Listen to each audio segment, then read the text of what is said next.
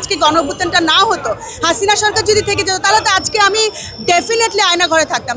আমার নাম ফারজানা বুবলি, আমি একজন সাংস্কৃতিক কর্মী, আমি আগে একজন মডেল এবং অভিনেত্রী ছিলাম। আপনি কি মনে করছেন রাজনীতিতে কেন যুক্ত হলেন?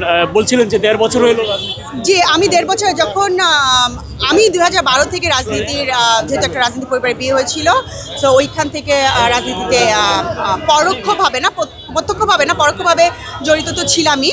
বাট 2024-এ যখন হাসিনার এগেনস্টে প্রচেষ্টা শুরু হলো, তখন আমার কাছে থেকে ইনার ফিলিংসের কারণে আমি রাস্তায় নেমেছি।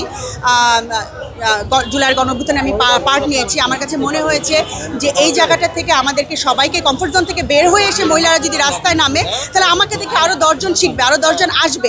সো ওই তাগিদা থেকেই আমি রাস্তায় নেমেছি এবং একটা পার্ট হয়েছি রেভলিউশনের, এবং ওইখান থেকে আমার জনগণের জন্য, মানুষের জন্য, বাংলাদেশের জন্য কাজ করার জন্য একটা ভালোবাসা জন্মিয়েছে। আমি ওখান থেকেই বেসিক্যালি রাজনীতিতে কাজ করতে এসেছি।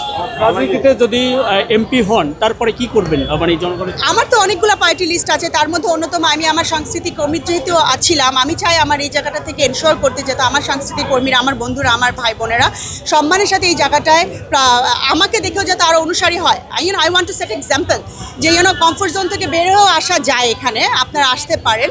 অ্যান্ড আমি চাই আমার এই সম্মানটা যেতে চায় সবাই যেন এই একই জায়গায় মানে সম্মানের সাথে সর্বক্ষেত্রে কাজ করতে পারে।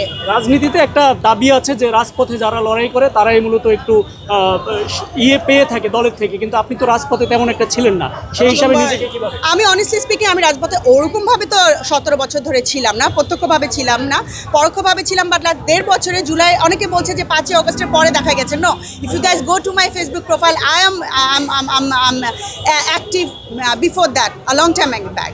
এবং আমি তো রাস্তায় নেমেছি, গুলশানের বলেন, ফার্ম গেটে বলেন, মিডিয়াতে বলেন, সব জায়গায়। ইভেন যেটা আলো আসবে হোয়াটসঅ্যাপ গ্রুপ ছিল, সেখানে তো আমার নাম, ছবি, রোকা পাচ্ছে, এরা সবাই দিয়েছে, বিএনপি নেতার ওয়াইফ হিসেবে দিয়েছে। যদি আজকে গণঅভ্যুত্থানটা না হতো, হাসিনা সরকার যদি থেকে যেত, তাহলে তো আজকে আমি ডেফিনেটলি আয়না ঘরে থাকতাম। তখন কারা যে আমাকে নিয়ে আসতো? তারা তো সবাই তাদের কমফোর্ট জোনে ফিরে যেত। তারপর শেষ হচ্ছে যে যদি কোনোভাবে দল আপনাকে পজিটিভ না নিতে পারে, সেক্ষেত্রে কি আপনার এই 1.5 বছরের রাজনীতি ইতি টানবে? দেখেন না, এখানে ইতি টানার প্রশ্নটা না, এখানে আমি দেশের জন্য কাজ করতে এসেছি, আমি কোনো দলের জন্য পার্টিকুলারলি কাজ করতে আসেছি। হ্যাঁ, সো আমি যেহেতু দেশের জন্য কাজ করতে এসেছি, আমাকে যদি দল অ্যাকসেপ্ট করে, I'll be more than happy. I'll have a platform to work with the political party for the betterment of Bangladesh.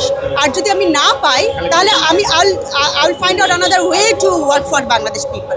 Nothing যে এটা আমি I'll end up my career over here. আমার নাম ফারজানা বুবলি, আমি একজন সাংস্কৃতিক কর্মী, আগে একটা মডেল ছিলাম এবং ফ্যাশন ইন্ডাস্ট্রিতে কাজ করতাম। রাইট নাও আমি কোনো কাজ করছি না, আমি একজন mother, single mother. I hope ইনশাল্লাহ নেক্সটে আমি সবার জন্য কাজ করব।